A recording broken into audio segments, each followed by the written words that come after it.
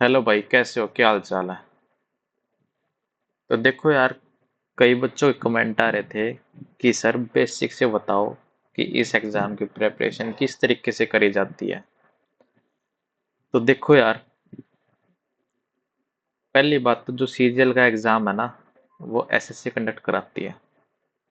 ठीक है, बिल्कुल जीरो से है। जो भी मतलब अब जिस भी बच्चे को जहाँ भी दिक्कत आ रही थी, अब क्लियर हो जाएगी।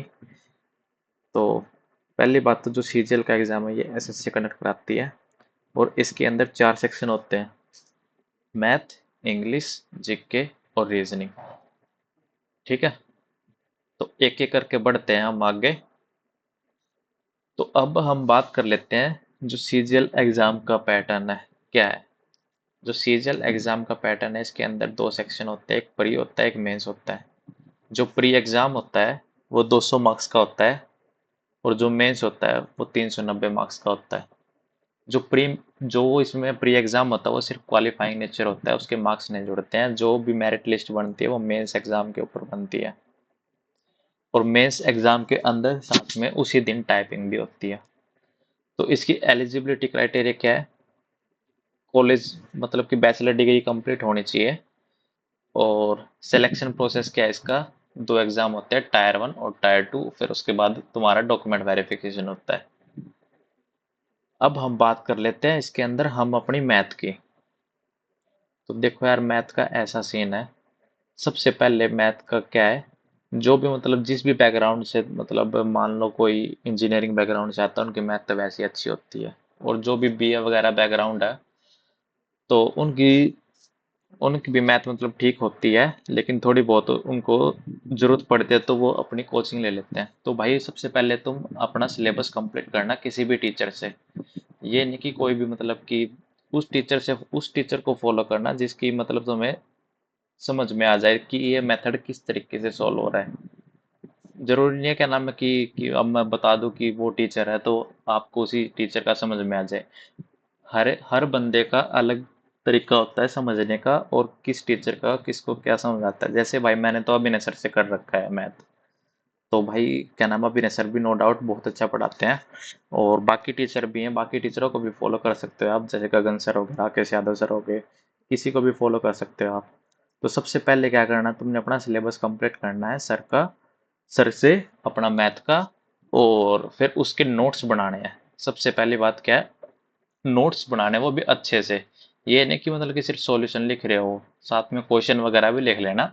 तो सबसे पहले बनाना है हमने नोट्स। अब नोट्स बना लिए, नोट्स बनाने के बाद क्या करनी है, उसकी करनी है प्रैक्टिस। अब जैसे कि मान ले परसेंटेज हमने कर लिया, अब परसेंटेज की हमने पहले नोट्स अपने रिवाइज कर लिए। अब नोट्स रिवाइज करने के बाद फिर हमारी बारी आती है, अब हम उसकी प्रैक्टिस कहाँ से करें। तो प्रैक्टिस के लिए ये किताब है, एसएससी की पिनैकल है। और किरण भी आती है, किरण भी ले सकते हैं, कोई दिक्कत नहीं है। वैसे पिनैकल भी ठीक है। अब पिनैकल के अंदर जैसे वेराइटी ऑफ क्वेश्चन भी आते हैं। वेराइटी ऑफ क्वेश्चन मतलब कि परसेंटेज के जितने जितने बढ़िया क्वेश्चन है वो वेराइटी के अंदर आ जाते हैं। तो वो क्वेश्चन वहां पे हो गए। अब मैथ के लिए प्रैक्टिस के लिए ये हो गई हमारी पिनैकल की। अब जब पिनैकल हो जाएगी 3 से 4 बार, जब कंप्लीट हो जाएगी, तो फिर उसके बाद क्या नाम है, फिर तुम मॉक के ऊपर जा सकते हो। कि तुम अब अपना क्या करना, मॉक के ऊपर जोर लगा देना।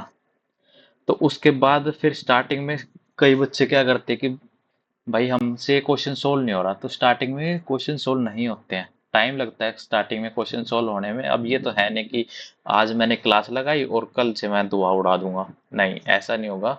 मतलब कि हर चीज को टाइम लगता है। अब हम बात करते हैं फिर टाइम मैनेजमेंट की। अब टाइम मैनेजमेंट किस तरीके से होगा? टाइम मैनेजमेंट होगा सेक्शनल मॉक देने से।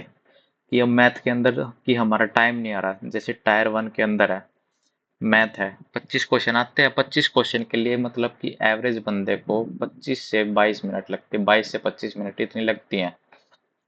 तो अब ये चीज इंप्रूव कैसे होगी? ये होगी सेक्शनल मॉक देने से, और जितने कंसेप्ट क्लियर हो रखे हैं जो कि हमने डेली रिवाइज कर रखे हैं उस चीज से क्लियर होएगी। और टाइम मैनेजमेंट का ये सीन था, ये हो गया। अब बात कर लेते हैं हम अगली इंग्लिश की। अब इंग्लिश के अंदर 3 सेक्शन आते हैं हमारे: वोकेबलरी, ग्रामर और कॉम्प्रीहेंशन। अब वोकेबलरी को मतलब कि जैसे कि मैं तो ब्लैक बुक फॉलो करता हूँ। अब कई हैं जो एक्सपी बख्शी को भी फॉलो करते हैं, जो कि अरिहंत की किताब है, वो अच्छी किताब है वो भी, लेकिन मैं ब्लैक बुक फॉलो करता हूँ। तो ब्लैक बुक का ठीक है, इसके अंदर दे रखे हैं सारे चीज, सारे प्रीवियस ईयर जितने भी है अलग अलग दे रखे हैं। और ग्रामर के लिए, जैसे ग्रामर मैंने अमन वशीष सर से करी थी, तो ग्रामर के अपने नोट्स बना लिए सबसे पहले, वहां से नोट्स अपने कर लिए रिवाइज। अब नोट्स हो गए हमारे पूरे कंप्लीट तैयार, फिर उसके बाद एक अलग से सर ने 120 ग्रामर रूल करके भी बना रखी है। आ, सर ने अपने यूट्यूब चैनल पे डाल रखी है वीडियो, तो उसको भी फॉलो कर सकते हो। और एक निमिषा मैडम भी है, उन्होंने भी डाल रखी है, तो वहां से भी फॉलो कर सकते हैं ग्रामर के लिए। तो ग्रामर के लिए तो हम जैसे चैप्टर वाइज वर्ब वगैरह हम अपने टीचर से कंप्लीट कर लेंगे, और वोकेबलरी डेली की वोकेबलरी करनी पड़ेगी। और कॉम्प्रीहेंशन के लिए हम न्यूज़पेपर को फॉलो कर सकते हैं या फिर कोई नॉवल वगैरह उसको, क्योंकि रीडिंग जो है, रीडिंग तो हमने डेली करनी पड़ेगी तभी हो पाएगा। इंग्लिश का ये है। और जब ये कंप्लीट हो जाएगा तो अब फिर इंग्लिश के टेक्स्ट बुक के ऊपर सेक्शनल मॉक आते हैं। उन सेक्शनल मॉक को, वो जो सेक्शनल मॉक है वो मतलब डेली के 1 या 2 दे दे लेने होते हैं। और अब बात कर लेते हैं जीके की। जीके की जैसे कि मैंने पूरी जीके कंप्लीट करी है परमार सर से।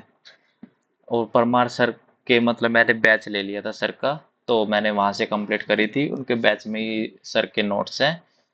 और निट्टो सीरीज के हर एक वगैरह मतलब जितने भी हैं नोट्स है, वो सारे के सारे सर की जो भी पेड चैनल है उसके वहां पे डाल रखे सर ने। और वैसे सर, क्या नाम है, जो भी चैप्टर शुरू होता है वो सबसे पहले यूट्यूब के ऊपर लाइव चलता है, और उसके बाद वो ऐप के अंदर चला जाता है वो। तो अगर जिसने फ्री लगाना होता है तो वो एक बार जब भी लाइव आते हैं सर, तो वहां से देख लिया करो, तो वो हो जाएगा। और बाकी सर ने यूट्यूब के ऊपर PYQ सीरीज करा रखी है, जो कि 3 से 4 पार्ट में करा रखे हैं सर ने, तो उनको भी फॉलो कर सकते हो। और एक नेटो सीरीज है, वहां से जीके का पार्ट ये है। और करंट अफेयर का तो ये है भाई, क्या नाम है, कुछ फिक्स नहीं है करंट अफेयर का, कि कब का पूछ लेती है SSC। 2 साल पुराना भी पूछ लेती है, ये तो है नहीं कि अभी तक रिसेंट का पूछा, प्री के अंदर तो आता नहीं रिसेंट का, आज तक नहीं देखा मैंने अभी तक। और करंट अफेयर वैसे पढ़ते हैं तो हम 6 महीने या 1 साल का ही पढ़ते हैं बस। और हिस्ट्री, ज्योग्राफी, पॉलिटी, इकोनॉमिक्स हमने प्रोमार सर से कंप्लीट कर रखी है। और मिसलेनियस पार्ट भी सर ने करा रखा है, जो भी स्टैटिक पोर्शन है, स्पोर्ट्स वगैरह, डांस वगैरह जितने भी हैं, सारे सर ने कंप्लीट करा रखे हैं।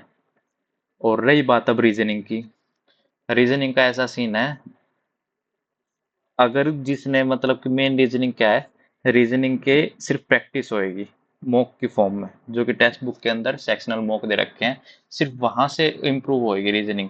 और अगर जो भी मतलब चैप्टर तुम्हारा गलत होता है, या मॉक के अंदर जो भी तुम्हारा क्वेश्चन गलत होता है, जैसे कैलेंडर का गलत हो गया, तो अब कैलेंडर का क्या करना है, कैलेंडर की एक वीडियो उठाई वहां से यूट्यूब से, और वो देख ली, वहां से वो टॉपिक हो जाएगा तुम्हारा क्लियर। फिर आके तुम्हारा ये गलत भी नहीं होगा ये वाला टॉपिक। और जिसने प्रैक्टिस करनी है वो पिनाकल से कर ले, या फिर किरण की आती है एक बुक, वहां से भी प्रैक्टिस कर लेगा। रीजनिंग का ये है। लेकिन रीजनिंग के अंदर ये है कि जिसको स्टार्टिंग में मतलब स्ट्राइक कर गया तो कर गया, अगर नहीं करा तो वो क्वेश्चन उसी टाइम स्किप करना होता है। तो मतलब कि मेन होता है कि 1 मिनट के अंदर अंदर मतलब स्ट्राइक कर देना चाहिए, एक मिनट से ज्यादा क्वेश्चन को टाइम नहीं देना चाहिए रीजनिंग को। और तभी रीजनिंग, जैसे मैं रीजनिंग 9 से 10 मिनट में सॉल्व कर लेता हूँ।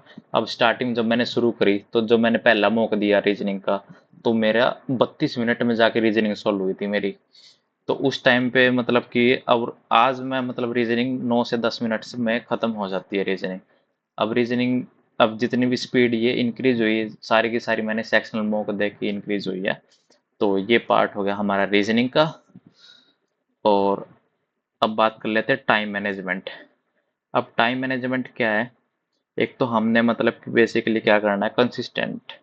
पहली बात तो हमें कंसिस्टेंट रहना पड़ेगा। और ऊपर से क्या नाम है, हमने मॉक देने हैं कि तुम मॉक किस फॉर्म में अटेम्प्ट कर रहे हो। जैसे मैं अटेम्प्ट करता हूँ सबसे पहले रीजनिंग उठाता हूँ, फिर उसके बाद इंग्लिश करता हूँ, फिर जीके, और लास्ट में उठाता हूँ मैथ।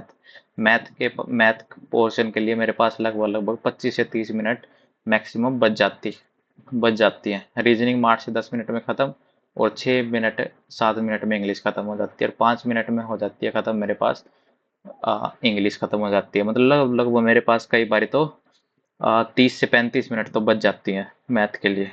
तो वो मतलब एनफ है, हो जाती है कई बारी। तो अभी ये बड़ा चीज हो गया सेक्शन कंप्लीट।